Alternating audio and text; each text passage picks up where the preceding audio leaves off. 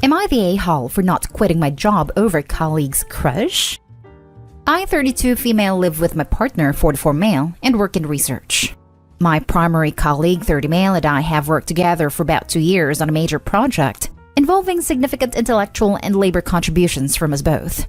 The project is expected to span at least another 2 years and is vital to both of our careers.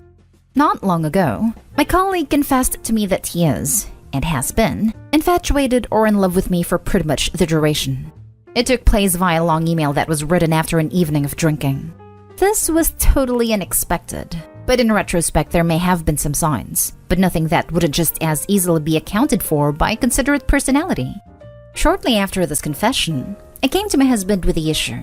I want to get his advice about the situation, and showed him the drafts which I'd composed to organize my thoughts on the matter. They stated unequivocally that I'm not interested in a romantic relationship, and hope these feelings won't complicate our work together.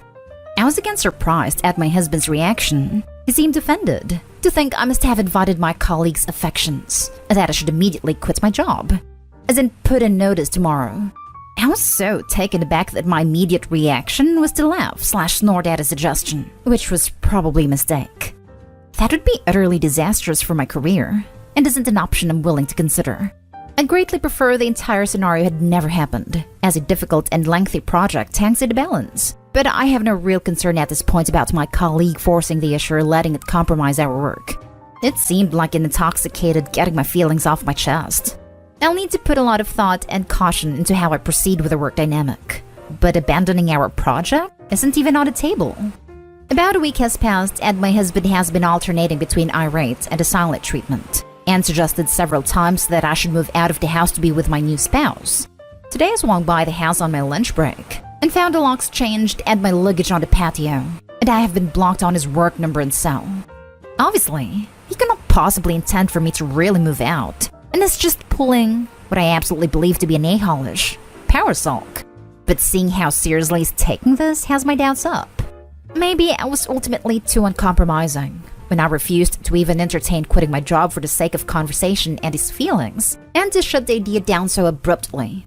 Am I the a-hole? Now for the top comments before reading the little updates. Not the a-hole.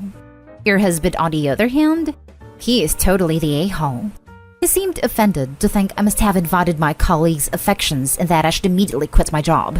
Because obviously the only reason someone could possibly have a crush on you is because you have instigated it. Who's on the house? Can't just chuck your stuff out. That's a great conversation to have with a lawyer. House is actually in my name, inherited from my dad before I married. The luggage I packed contained only some random things, a couple of suits, miscellaneous items from my nightstand. This makes me believe he's just chucking an outsized tantrum instead of expecting me to actually vacate. But you've brought up some good points. I know it's hard to face, but I suspect he actually does, if he's gone to the lengths of changing the locks and packing up all your stuff. But if this is how he acts over you refusing to ruin your life over something so minor though, you're probably better off without him. If you do talk to him again, which you absolutely shouldn't unless it's with police present or through a lawyer, do not leave your job for him, no matter what he says. Almost every abusive relationship starts with the man convincing the woman to leave her job. My horrible ex tried it, and thank God I didn't because it was my lifeline, and this behavior has mistreatment written all over it. Find a place to stay that he can't possibly know about and get a lawyer.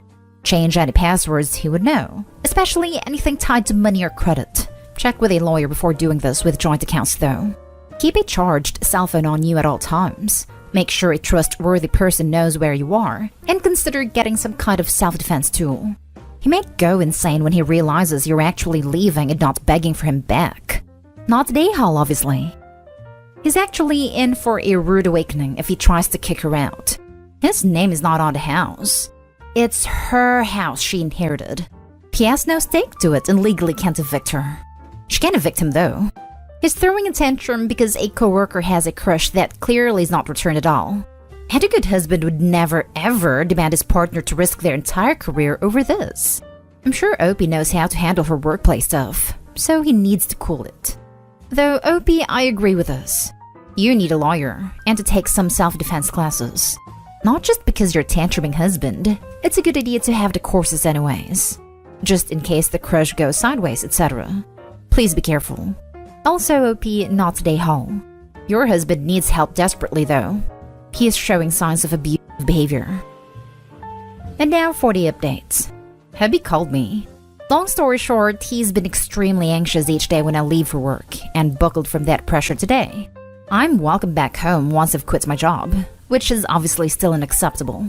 I am considering taking a week of accrued paid leave, which will hopefully result in an adult conversation with husband, as well as coming to a decision about how to best handle colleague. That failing, I'm hearing the word lawyer loud and clear throughout these comments. I'm grateful for all of the support and perspective. Update 2. I ended up calling my sister third date female, something I avoided initially because I didn't want to stir the pot by involving family members who are already disliked by husband. I'm currently with her and cousin, 35 male, who are both supportive. Our plan is to call a locksmith tomorrow to regain access to the property. Husband can ruminate with friends or at a hotel for the present, and for cousin to collect some important things of mine from the house, and for me to stay with my sister for a few days while I take a hard look at my situation and options. I'm not set on divorce at this point, but I definitely need to reassert some very basic boundaries before exploring further discussions with my husband. Thank you strangers on Reddit for helping me emerge from the emotional haze with some clarity. Next story is titled, Am I the a-hole for making my husband miss seeing his mom for the first time in over a year on her birthday? Last night was my 21 mother-in-law's birthday.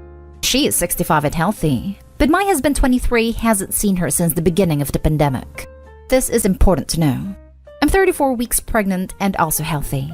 But last night, I was feeling particularly emotional and physically in pain from working. I'm working from home until my due date, but my boss made me go in to make copies, and that turned into a half-day event. By the time I got home, I was exhausted and in need of a massage. My husband was on his way out of his mom's dinner, and he was expecting me to meet him there.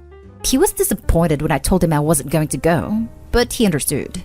However, when I asked him to stay back for half an hour to give me a massage, he got upset that I'd make him late and in turn piss off his mom on the day seeing her again for the first time since pre-pandemic. So I suggested I get a massage from our mutual friend, my best friend's boyfriend, who is a massage therapist in training. But there's a tiny bit of history between us, so my husband didn't like that either. So to quicken the recount, we argued. He ended up being late. And after his mom called and he blamed me for his being late, which resulted in me getting lectured by his mom, I told him to stay home and take care of me, or he'd have to start paying his own phone bill. I pay his. He did it, but then slept on the couch that night. Didn't speak to me at all today. And tonight when I returned from making more copies at the office, he'd claimed the bedroom, leaving my stuff for sleeping on the couch. About an hour before writing this, my sister-in-law, 30s, called and yelled at me for not letting my husband go to the dinner. He'll be able to see his family, including his mom, whenever now that she's vaccinated, but he missed out on the family reunion experience of the dinner. But I literally just needed some TLC. So, am I the a-hole? Now for the comments before the little update. You're the a-hole. There's a time and a place for needy behavior. That time ain't it. Why couldn't the massage wait till later? You also blackmailed him into staying home, not to mention the weird threat to invite the next over. You're the a-hole. No one's mentioning the whole guy who she has a tiny bit of history with thing, which is such a weird manipulative card play. You're the a-hole. Time to grow up before your baby comes. You're acting manipulative, immature, and honestly are toxic as hell. Seriously. You said you'd get a massage from a guy you have history with? What? You made your husband stay home to take care of you and threatened to not do something for him if he didn't? You are legit toxic. And I wouldn't be surprised if he does leave you behind after that psycho bullcrap. I'm fairly certain that this is the first Reddit post that has actually gotten under my skin. I don't think I'll be able to add anything new to the conversation here, but I'll give my 2 cents. First, you obviously think you're hot shot if you think that you have the power to threaten a grown man by not paying the phone bill.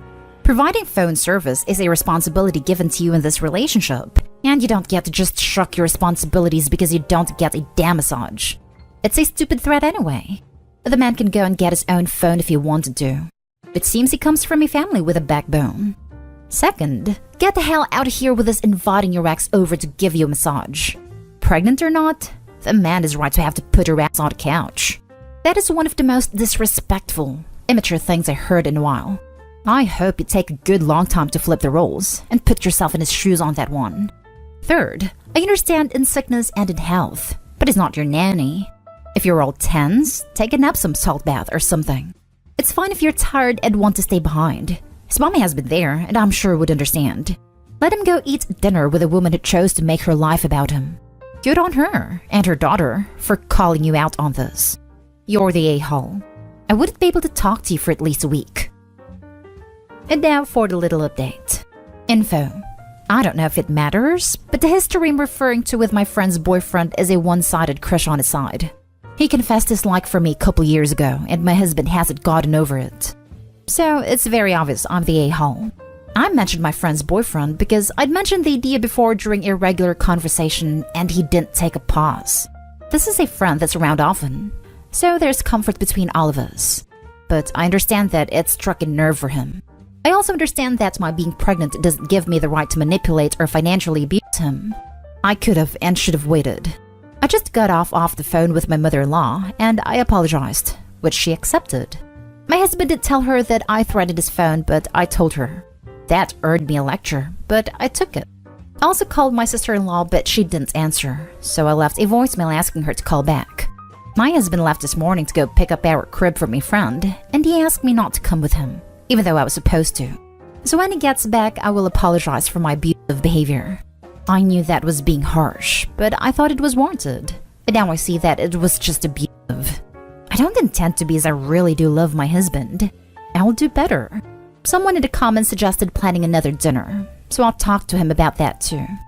Final edit. I'm seeing a lot of criticism towards my mother-in-law and sister-in-law for lecturing me. In their defense, I've known them since I was a child. My husband and I were best friends before spouses and we spent a lot of time together. So my sister-in-law sees me as more than a sister by law, and same with mother-in-law. Some of this was happening before my relationship, but it's mostly always been acceptable. Now for the next story. Am I the a-hole for not having sympathy for my fiancé? My fiancé sprained his ankle rather badly at work about a week and a half ago. He has been told to use the RICE method: rest, ice, compress, and elevate. He refuses to do this, or do anything to help his ankle heal. Instead, he insists on putting full weight on it, doing nothing to stabilize it, and having this attitude of, I don't need to do all that, it won't help me anyway. My fiancé is now groaning with pain, and very noticeably limping with every step and can barely go up and down the stairs. He's complaining how much pain he's in, and how nothing has ever hurt this badly, and is looking to me to feel sorry for him and treat him extra special. That's not me. I don't pamper or baby adults, but when I've tried to get him to let me actually help him take care of his injured ankle, it's been rejected. I got fed up and told him I have zero sympathy for him because he won't help himself, and he won't allow me to help him. And he knows he's just making it worse. So stop looking to me for special treatment because it's not happening. Am I the a-hole? Edit. He also refuses to use any mobility aids like crutches or a cane, which would be helpful. Now for the comments. Not the a-hole. He did this to himself. If he refuses treatment, he is going to have to suffer the consequences. My sympathies to you, OP, that you are dealing with such behavior. You're going to marry this dude?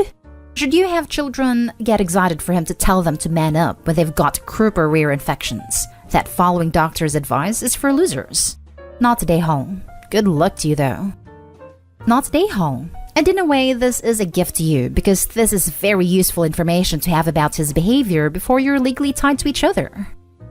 He sounds like one of those men that thinks acting strong beats any sickness, trying to be a hero in his head for powering through.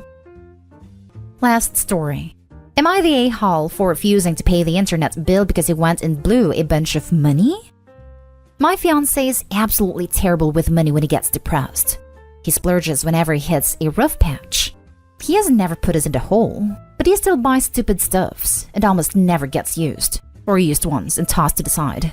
He also has a habit of buying drinks and snacks every time he goes to the store, even if he had just eaten. We have easily over $200 in gas station purchases a month. If he's not spending money, he's not happy, basically. We both work full-time at really good paying jobs. However, we have been saving for nearly a year to have for a 20% down payment on a home loan. Despite us both putting money towards the savings in every paycheck, we don't have much. Maybe $2,500.